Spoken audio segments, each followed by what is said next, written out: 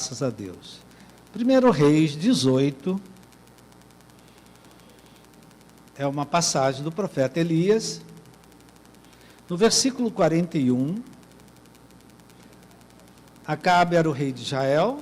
Então, Elias disse a Acabe, suba.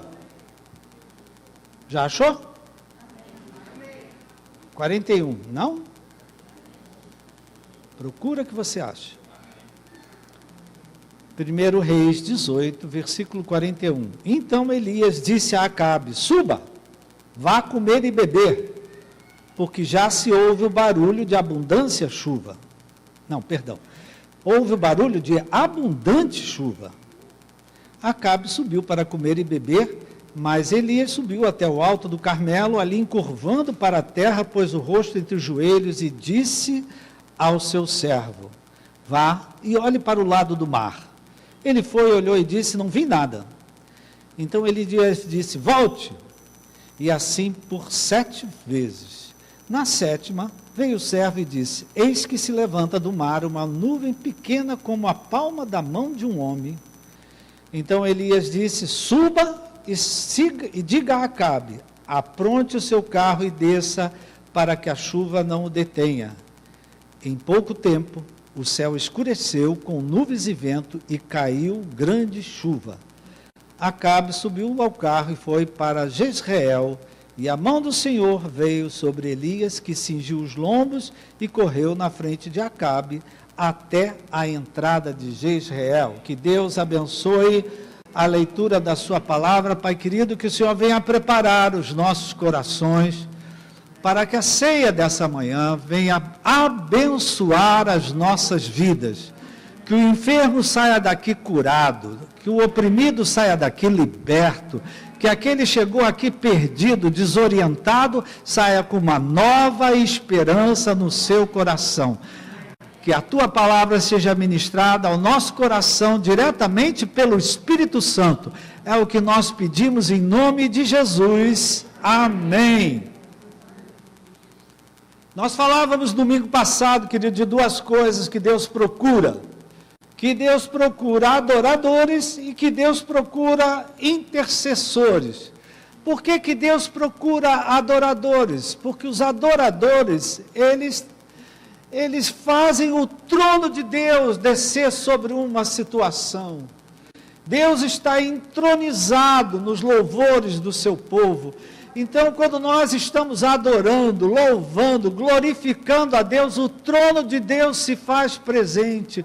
E o trono de Deus se fazendo presente, há a salvação, há a cura, há a restauração, há a libertação, tudo pode acontecer.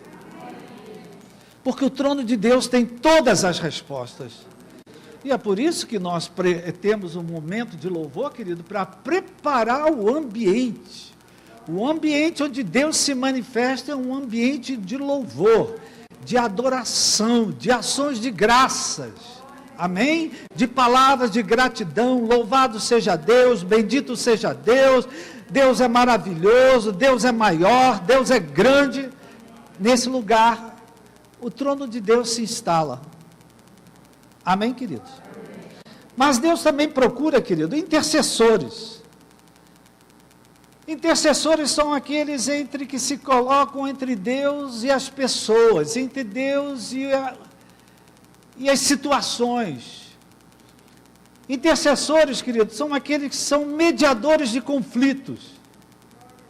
Toda família tem um que é mediador de conflito. Tem sempre toda família um que se mete no meio. Não deixa as pessoas brigarem, se desentenderem, acalma, aquieta. Amém? Tem alguém assim lá na sua família? Se bobear, você está aqui, né? Você é aquela pessoa que está sempre no meio, mediando. E os intercessores são esses, queridos. Estão diante de Deus, clamando a Deus pela vida de pessoas. Para que Deus tenha misericórdia delas, não é? E esses são os intercessores. E nós falamos, né? Falamos do profeta Ezequiel na semana passada, e Deus falou para Ezequiel, busquei um homem que se colocasse na brecha. Busquei. Se Deus busca, querido, é porque não está sobrando. Não está sobrando mediadores de conflitos. Não está sobrando intercessores. Não está sobrando pessoas que se colocam diante de Deus pela vida de outras pessoas. E, em geral, esse era o papel dos profetas, querido. No caso aqui, no caso de Elias. Os profetas, eles denunciavam o pecado entre o povo. Denunciavam qual era a brecha que o povo estava dando. E encorajavam o povo a mudar de atitude, a se arrepender dos seus pecados, a se consertar.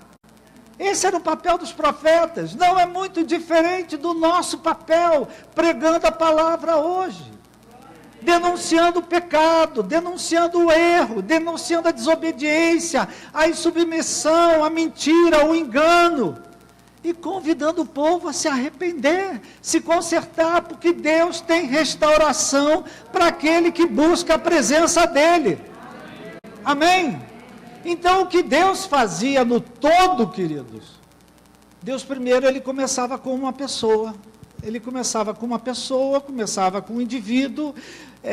Ele trabalhava primeiro no micro, né, vamos dizer assim, para depois alcançar o macro, para depois alcançar o povo, o coletivo, a nação.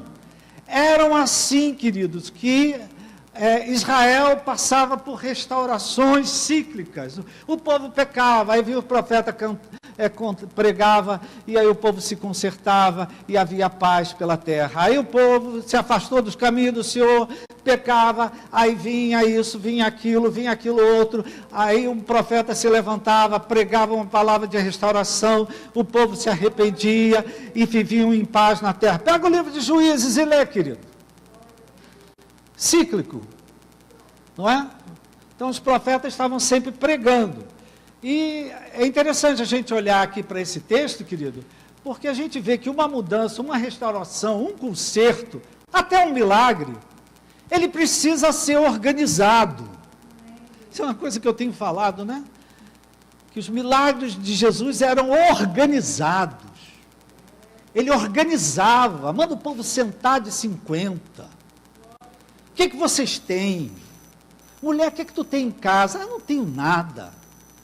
Então, se a gente vê os milagres na Bíblia, todos eles foram preparados, foram organizados.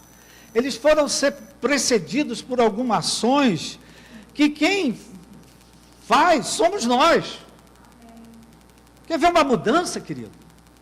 Quer ver uma restauração? Quer ver um milagre? Quem começa o milagre é você. O milagre não brota do chão à toa, não. Ele não cai do céu. Não, são as nossas ações, as nossas atitudes, né? Os nossos movimentos que provocam a ação de Deus, a operação de Deus. Não adianta você ficar reclamando. Nós estamos vivendo dias de muitas reclamações. Reclamar é reclamar. É clamar outra vez daquilo que você não quer na tua vida.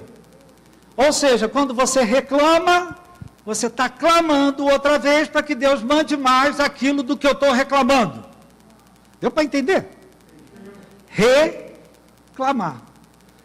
Então, a pessoa que reclama, ela clama outra vez por aquilo que ela não quer mais na vida dela.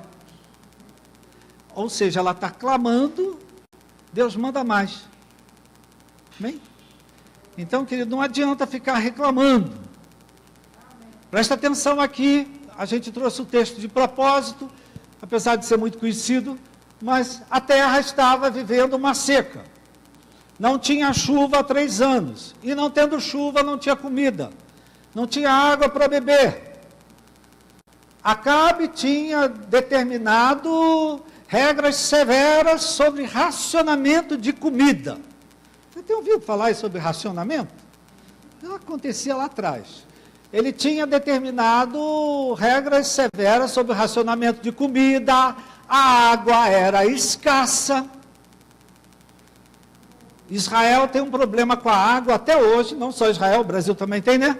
Mas Israel tem um problema com água até hoje, porque lá é um país, querido, onde às vezes passa sem chover 9 meses. Então a água é escassa. Então Acabe, como rei, né, como quem mandava no país, tinha dado várias ordens sobre o que comer, como gastar, não podia comprar, não podia beber, a água era controlada. Então olha o quadro aqui, queridos, olha o quadro estabelecido: seca, fome, falta de provisão. Esse era o quadro que estava estabelecido lá. E eu quero que você preste atenção como é que Elias fez diferença nessa situação. Como é que Elias provocou uma mudança. Prega para o teu irmão aí, ó meu irmão, você com as tuas ações pode provocar mudanças na tua casa, na tua família, no teu trabalho, na tua igreja.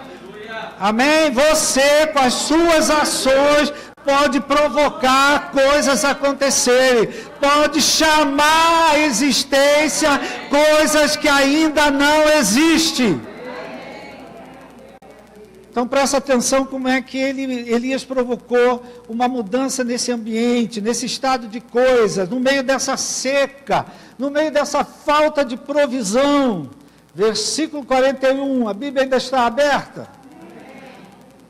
Olha só, ele foi para Acabe e disse: suba, vá comer e beber, porque já se ouve o barulho de abundante chuva. Amém, queridos? Ele disse, olha só, porque o Acabe também estava se controlando no que comer, no que beber. Então ele disse, suba, pode comer, pode beber, porque a chuva já está chegando. Mas ele estava no meio de uma seca, queridos, numa fome, numa limitação de alimentos, numa limitação até de água. Então presta atenção, querido, como é que as coisas começam a se organizar? Através de palavras. Eu não estava falando de palavras à toa. As coisas começam a se organizar através de palavras, através de comandos, através de haja alguma coisa. Amém? Presta atenção, querido. Na vida de relacionamento, as coisas funcionam, melhor dizendo, as coisas na vida de relacionamento acontecem em função das palavras.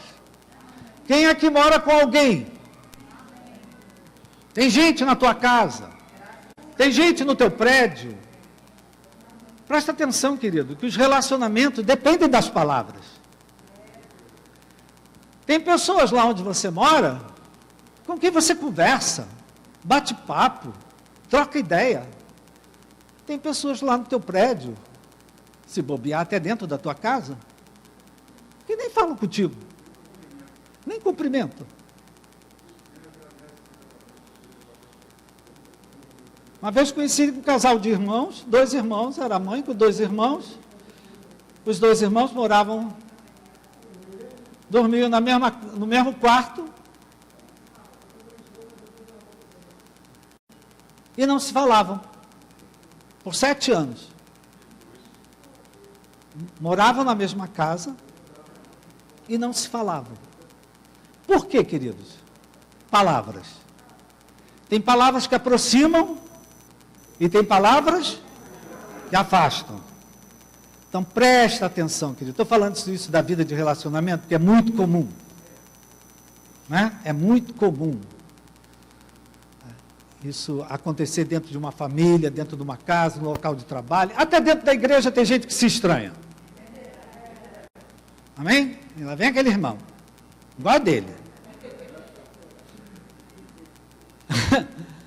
Eu estou falando da vida de relacionamento, mas a vida de fé, querido, a manifestação do poder de Deus, da graça de Deus, da misericórdia, das bênçãos que Jesus obteve para nós na cruz do Calvário, também acontecem através de palavras.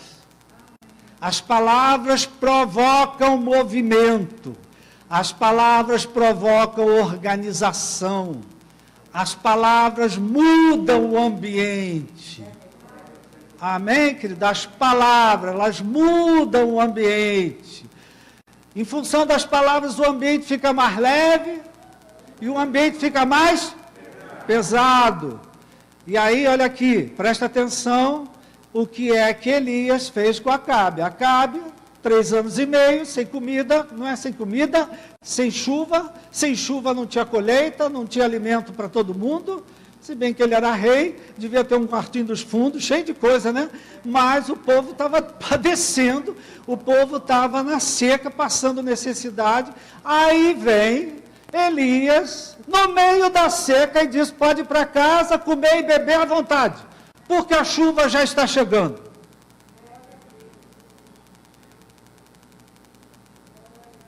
Em outras palavras, não precisa mais racionar comida, racionar água. A chuva está chegando. Presta atenção, querido, que Elias trouxe uma palavra de provisão. Trouxe uma palavra de esperança. Né? Para Acabe, que era o rei. Uma palavra de esperança. Pode comer, pode beber, que a chuva já está chegando. Então, querido, trazendo essa chuva para nós, ou melhor, por que não? Trazendo essa palavra para nós, nesse tempo de preparação, com as coisas que Deus vai fazer, Deus ainda vai fazer muita coisa na sua vida, Deus ainda vai fazer muita coisa na sua família, Deus ainda vai fazer muita coisa esse ano na tua vida, apesar desse tempo difícil que a gente está vivendo. Nós não temos um tempo de seca, mas é um tempo de pandemia, é um tempo de doença. Então, nós que estamos no meio desse tempo, querido, precisamos ter uma palavra de fé na nossa boca, principalmente nós que temos Jesus Cristo como Senhor e Salvador. Nós que temos em nossas mãos a palavra de Deus, que é viva e é digna de crédito. Passarão os céus e a terra, mas a palavra não passará. Então Deus hoje, Ele conta com os Elias que estão sentados aqui. Ele conta com a gente, com uma palavra de fé, com uma palavra de esperança, com uma palavra de dias melhores, uma palavra que a pandemia vai acabar, que a média vai diminuir, que isso aí vai passar, que essas variantes vão tudo para o inferno outra vez. Né? Hoje, o Espírito Santo, querido, ele precisa dessas pessoas. Essas pessoas que não são uma réplica do Jornal Nacional. Porque tem gente, querido, que é uma réplica. Só traz notícia ruim. Misericórdia. Então hoje Deus precisa de pessoas que no meio do que a gente está vivendo, tenham uma palavra de esperança. Será que você pode dizer para o teu irmão: meu irmão, há esperança para o teu futuro?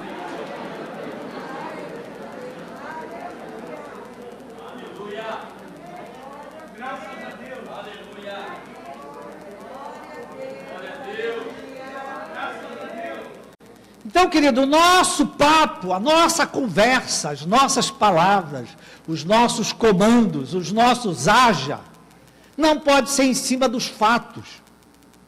Não pode ser em cima do que o jornal diz. Não pode ser em cima do blog, sei lá de quem. Não pode ser em cima da média de óbitos. Porque tem gente que só fala isso. Olha, agora já tem a delta, agora já vem depois a gama, e depois da gama vem a zureta, sei lá qual. Muda de assunto, meu irmão. Meu irmão, os dias melhores estão chegando. Deus vai nos livrar disso. Deus vai restaurar essa nação. Deus vai restaurar a nossa vida. Amém, queridos? Então a nossa palavra tem que ser uma palavra de fé, de esperança.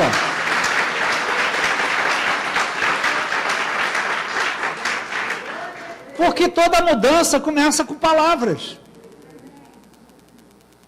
Então hoje Deus precisa, no meio em que nós estamos vivendo, querido, de pessoas que falem diferente dos outros. Amém, queridos?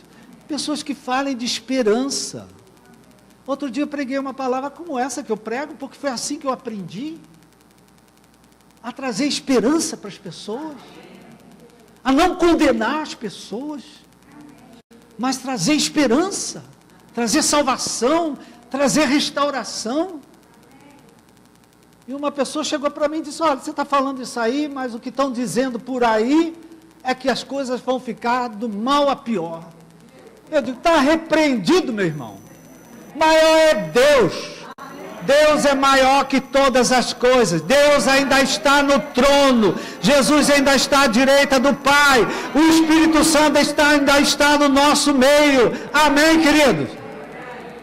Então, querido, se você não sabe repreender, pede a minha esposa que ela te ensina, ela te dá aula de repreender. Que tem uma mulher que repreende, é a minha mulher. Cuidado com o que tu fala dentro de casa, ela está repreendida em nome de Jesus. Está repreendida em nome de Jesus. Até para a televisão ela fala, está repreendida em nome de Jesus. Até para a mãe ela fala, mãe, tu está repreendida em nome de Jesus. Amém, querido? Mas acorda. Para de falar isso que tanto conta. Conta uma coisa nova. Conta uma coisa boa. Conta uma notícia boa. Já soube. E você não sabe da maior. Lá vem bomba. Então, querido, Deus hoje ele precisa de cristãos que tenham uma palavra diferenciada. Como você, a tua cara, meu irmão. Você quando abre a boca, você é remédio. Você quando abre a boca, você é medicina. Você quando abre a boca, você abençoa todo mundo que está ao seu redor. Fica todo mundo contente. Amém? Às vezes fica tão contente que sai até de perto de você. Você está muito alegre para o meu gosto, tá? Então presta atenção. Tudo começou com palavras. Tudo começa com palavras, minha gente. Amém? Em seguida, Elias fez uma pequena ação que traz grandes resultados. Né? Elias subiu ao Carmelo e se humilhou diante de Deus. Cada vez que a gente dobra o joelho, queridos, para orar, quem aqui ora? Às vezes ora até de joelhos. E diminuiu bastante. Mas cada vez que você ora, você está se humilhando diante de Deus. É a Bíblia que diz isso. Daniel, desde o primeiro dia, Daniel 21 dias de jejum, desde o primeiro dia que você se humilhou diante de Deus, em oração, Deus respondeu a tua oração. Mas tem um anjo aí que está atrapalhando a resposta da tua oração, mas persevera, que a resposta da tua oração vai chegar. Fala isso para o teu irmão, meu irmão, a resposta da tua oração vai chegar.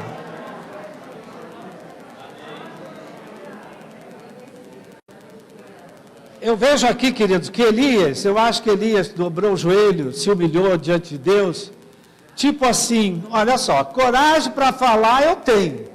Coragem para dizer que eu creio, eu tenho. Coragem para dar um comando, eu tenho.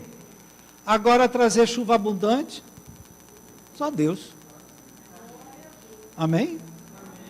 Né?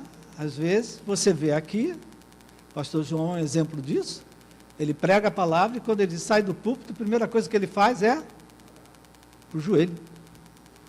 Pregar, ele pregou.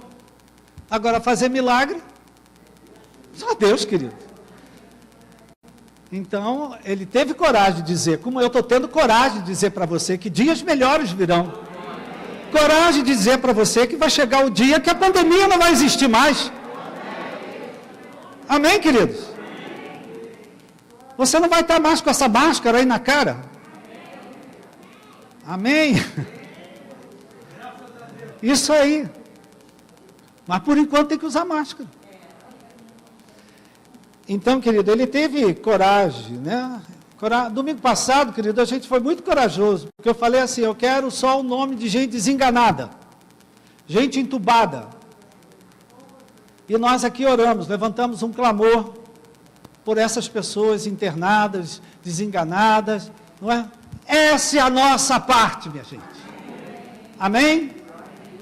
falar o que Deus faz, porque Deus é capaz de curar. Não é? Nós temos exemplos vivos aqui hoje, de pessoas que já estiveram desenganadas, que já tiveram internadas, CTI, e hoje estão aqui, vivas, louvando a Deus. Fazer, Deus faz. Ele tem poder para fazer. E a nossa parte, querido, é a coragem de falar uma palavra, dar um comando. Coragem também para se humilhar diante de Deus. Depender completamente de Deus. Diga para o teu irmão, meu irmão, você depende completamente de Deus. A igreja de Nova Vida do Catete depende completamente de Deus. Os pastores dessa casa dependem completamente de Deus. Eles podem pregar, eles podem abençoar, eles podem clamar, eles podem declarar, trazer palavra de esperança, mas nós dependemos de Deus, agindo Deus. Uma salva de palmas ao Senhor.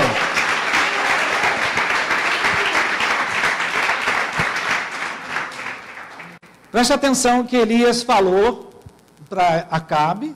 Elias se humilhou diante de Deus, ficou orando, mas eu quero chamar a tua atenção que Elias, isso é uma coisa que para mim é impressionante, a gente prega a palavra, prega, e parece que a gente nunca viu o que estava ali, né?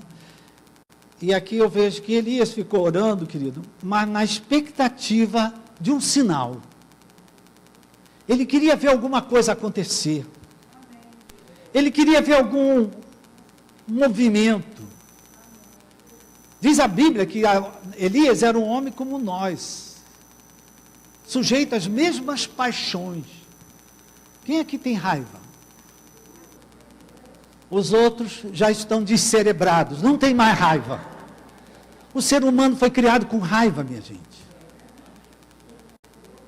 A gente tem que dominar a raiva. Mas dizer que não tem raiva, mentira. Dá um pisão no teu calo aí. Então, queridos, aqui, ele era um homem sujeito. E nós somos iguais a Elias, querido. A gente ora a Deus, mas a gente quer ver alguma coisa acontecer. A gente está orando, está proclamando, não é? E a gente quer ver o que essas orações estão fazendo, quer ver alguma coisa mudar. Presta atenção que por 7 vezes ele mandou o servo olhar para o mar. Então, queridos, o que a gente aprende aqui? Não basta só ter coragem de falar. Não basta só você se humilhar diante de Deus, orar a Deus. Você também tem que ter paciência de esperar Deus organizar o teu milagre, Deus organizar a chuva que vai cair, Deus organizar a provisão que vai chegar. E a gente tem que ter paciência de esperar, queridos. Então Elias ficou esperando um sinal. É interessante que tem gente que só faz as coisas depois que Deus dá um sinal. Ah, Deus, eu queria fazer a coisa, mas me dá um sinal. Aí, como o sinal às vezes vem, a pessoa nem percebe, ela não faz nada. Ela é a nuvem que não dá chuva. Não faz nada. Porque fica esperando, estou esperando de Deus um sinal. Estou esperando de Deus um sinal. Será que eu posso falar o que eu quero falar?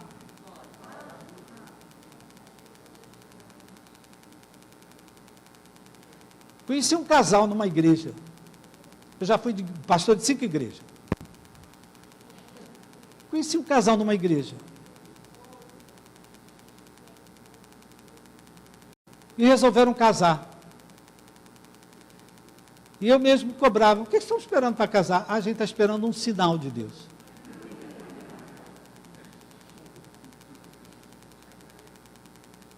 Estamos esperando um sinal. Ou seja, encurtando, esperar o sinal, esperar o sinal, esperar o sinal. Um dia o sinal veio, casaram, depois de 7 meses estavam separados.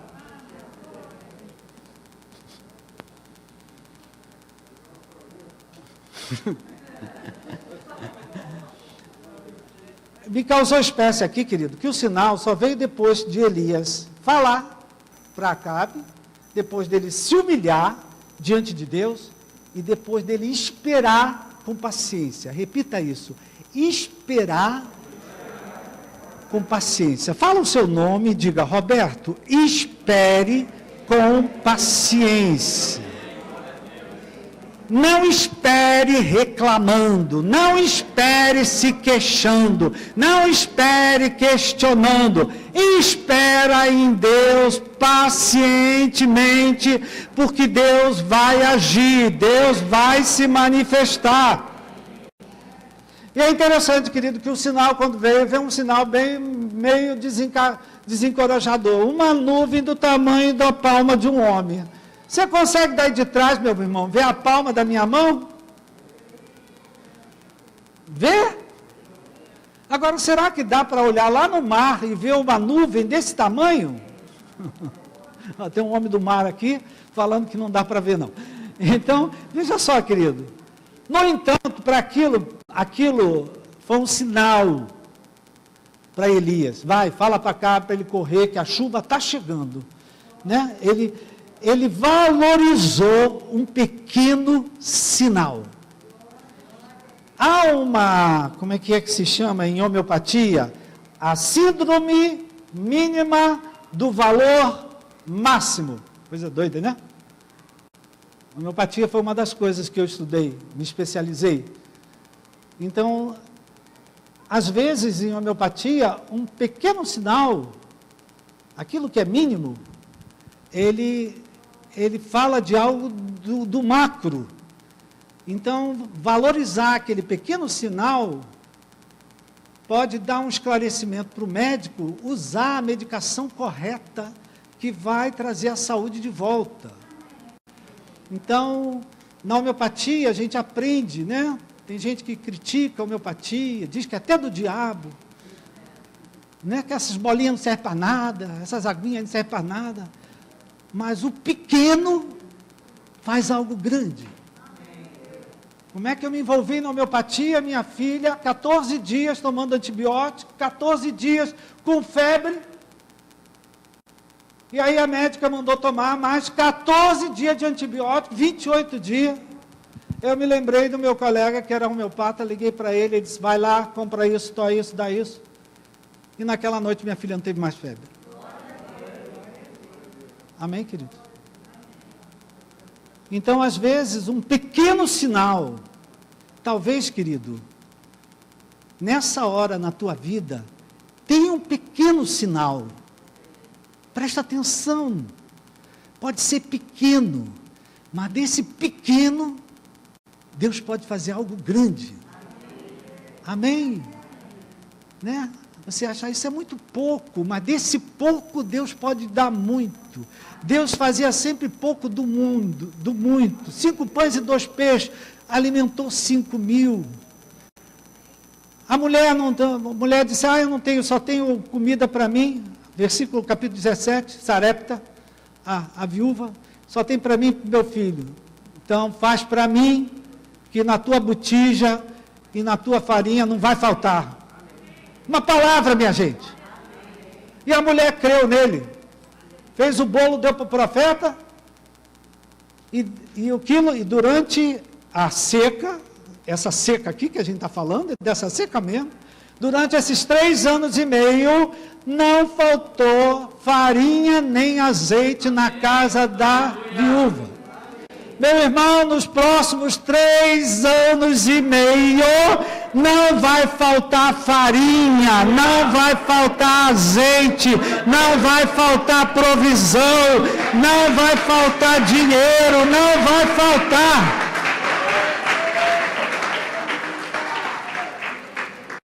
Então, queridos, isso é uma palavra que nos encoraja a termos, no meio do que a gente está vivendo, termos uma palavra diferenciada. Uma palavra de alguém diferente. Né? Porque hoje o que a gente só ouve, querido, reclamação, questionamento, pandemia, Covid, e isso e aquilo. Meu irmão, fala outra coisa. pelas pisaduras de Cristo, você já está sarado. Amém? Deus hoje está esperando, né? Como o Espírito Santo no princípio estava sobre as águas, o Espírito se movia, né? O Espírito Santo está procurando quem é que está com uma palavra diferenciada para ele agir, para ele operar, para ele fazer coisas novas. Então, queridos, essa é a palavra de Deus para nós, e nós vamos orar primeiro, e depois nós vamos participar da ceia do Senhor. Amém? Eu vou aplicar essa palavra. Então, em primeiro lugar, queridos, vamos agradecer a Deus. Não é para sair daqui hoje desesperançado, angustiado, aflito. Tu tem um Deus que te ama, que deu Jesus Cristo para morrer na cruz do Calvário. O Espírito Santo está fazendo uma obra na vida de cada um. Abaixa a sua cabeça por um momento. Pai querido, eu quero muito agradecer, Pai, a Tua palavra. Porque a Tua palavra é fonte de vida, Pai. A Tua palavra é digna de crédito. A Tua palavra nos revigora. A Tua palavra nos vivifica. A Tua palavra nos renova. A Tua palavra nos cura. Muito obrigado pela Tua palavra. Obrigado, Pai, porque tem pessoas aqui hoje vivendo um tempo bastante difícil. Um tempo de preocupação com o futuro. Um tempo de preocupação com a família. Um tempo de preocupação com saúde. Um tempo de preocupação com finanças. Muita gente aqui, Pai, vivendo um tempo bem parecido com Israel e Acabe viviam naquela época. Um tempo de fome, de seca, e de repente chega o profeta e traz uma palavra de esperança. Muito obrigado, Pai, por essa palavra. Traz a esperança de volta para o coração daquele que chegou aqui desesperançado. Aquele que chegou aqui completamente desanimado e desmotivado. Quem sabe muitas palavras que têm sido como espadas sobre a vida dele. Palavras que têm derrubado, palavras que têm entristecido. Talvez tenha gente aqui, Pai, que até tem chorado por causa de palavras. Porque foram palavras duras, foram palavras que magoaram. Meu Pai, que Teu Espírito Santo tenha a propriedade de restaurar a sorte de cada um de nós. Ao participarmos da mesa nessa manhã, seja uma manhã de restauração, de renovo, de uma nova esperança, de um novo ânimo, de uma nova força, de uma nova coragem, de uma nova palavra, Pai. Abençoa cada um, Pai, cada pessoa que chegou à Tua casa e que vai participar da mesa nessa manhã, seja abençoado por Ti.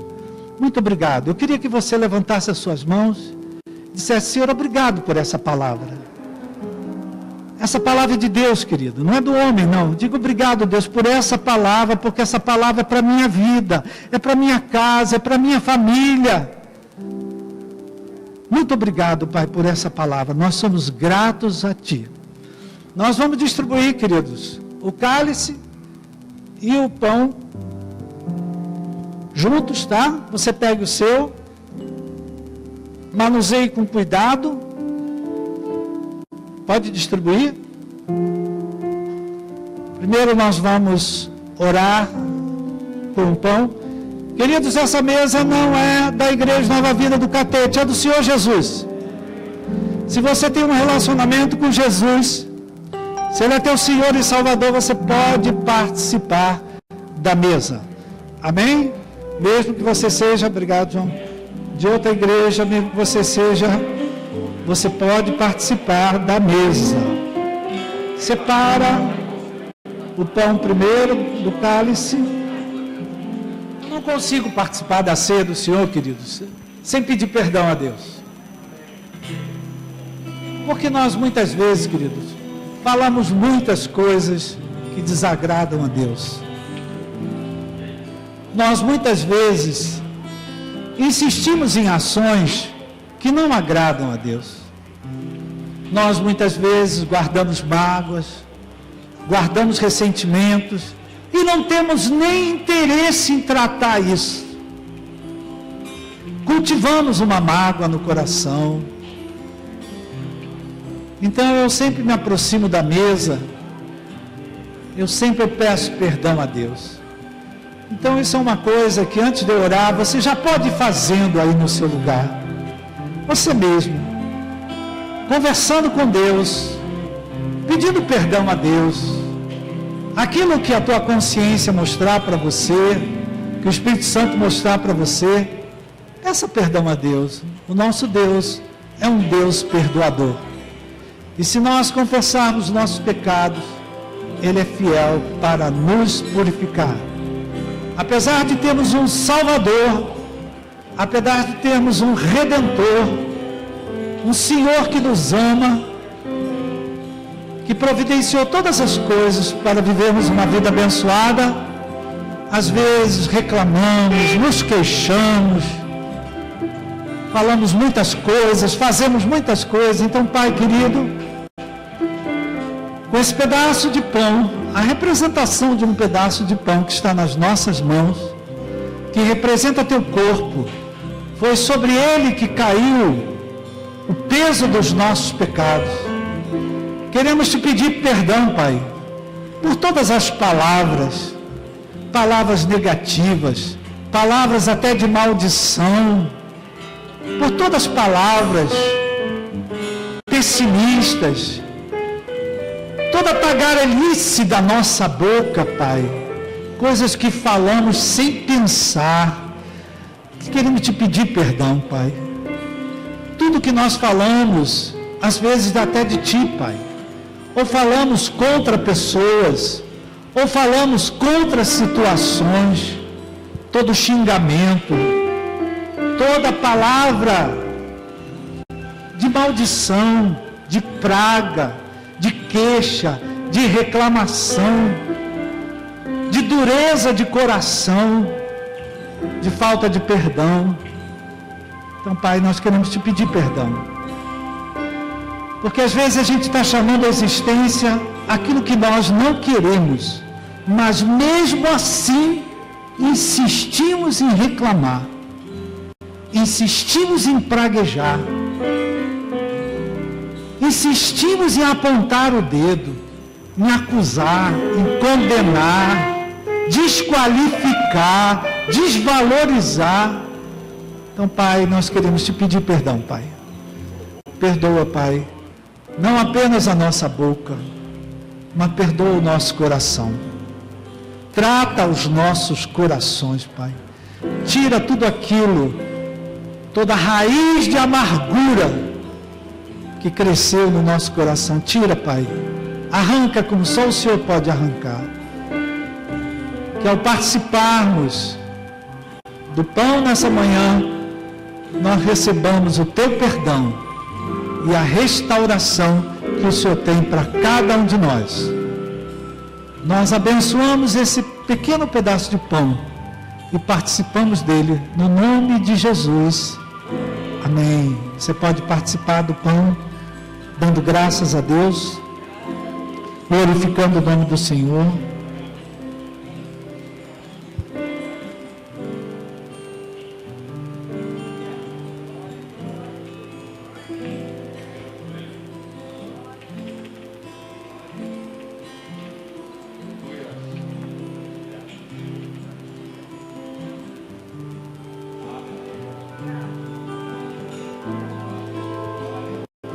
Aleluia. Você pode glorificar a Deus. Você pode bendizer o nome do Senhor. Tem alguma coisa acontecendo dentro de você. Tem alguma coisa acontecendo no teu corpo. Tem alguma coisa acontecendo na tua alma, no teu espírito. Há um óleo novo do Senhor caindo sobre a tua cabeça.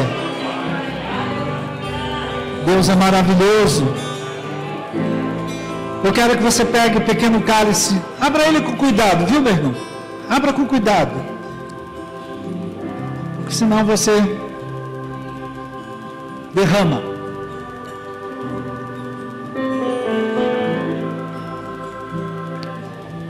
Eu fiquei em dúvida em colocar nessa mensagem que eu botei, eu fiquei em dúvida se eu boto que haja chuva ou que haja provisão, porque a chuva era a provisão que o povo precisava, né? O povo precisava da chuva, porque sem chuva não tinha comida, não tinha água para beber. Então, queridos, vamos trazer isso para a nossa vida. Qual é a área da tua vida que você precisa de uma provisão de Deus? Qual é a área da tua vida que tem uma seca, tem uma falta, e você precisa de uma chuva abundante?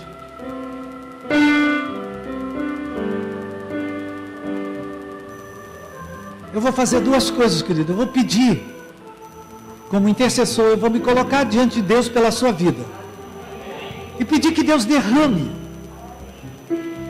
uma chuva sobre a tua vida, uma chuva que traga a provisão que você necessita.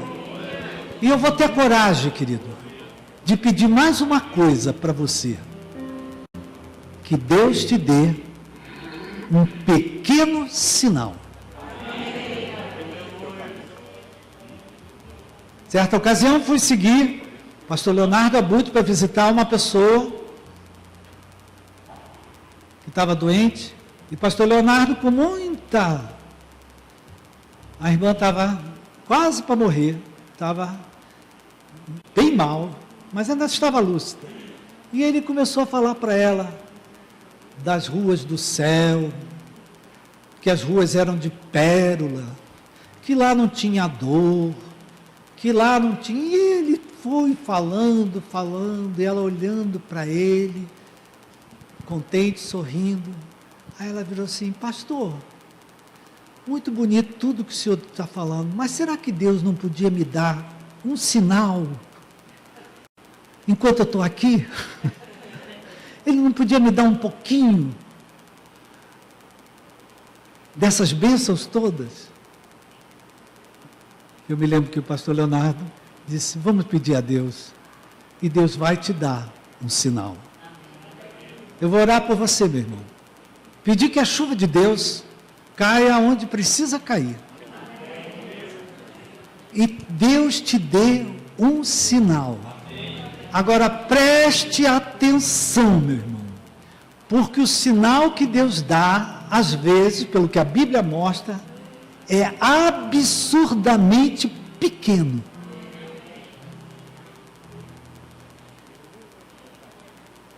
E por causa que ele é tão pequeno, tem gente que não nota e continua naquele mesmo ciclo de reclamação, de queixa. Amém? Estou falando muito, né? Mas estou me lembrando de tanta história. Aquele homem que veio uma enchente, e ele entrou, subiu no armário, subiu na janela, foi para o telhado, e aí veio o barco, e aí veio o jet ski, e aí veio o corpo de bombeiro, aí veio o helicóptero, e o homem não queria, porque ele queria o socorro do Senhor. Adivinha o que aconteceu com ele? Morreu! E chegou no céu já cobrando. Mas Deus, o Senhor não mandou? Eu digo: eu mandei um jet ski, mandei um corpo de bombeiro, mandei um helicóptero.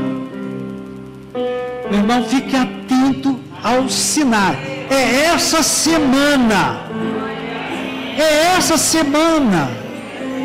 Deus vai te dar um pequeno sinal. Agora tenha paciência de esperar e observe, porque às vezes é nas pequenas coisas que Deus se manifesta. Amém? Posso orar por você? Abaixa a sua cabeça. Aonde é que tem seca, meu irmão? Aonde é que tem falta de provisão?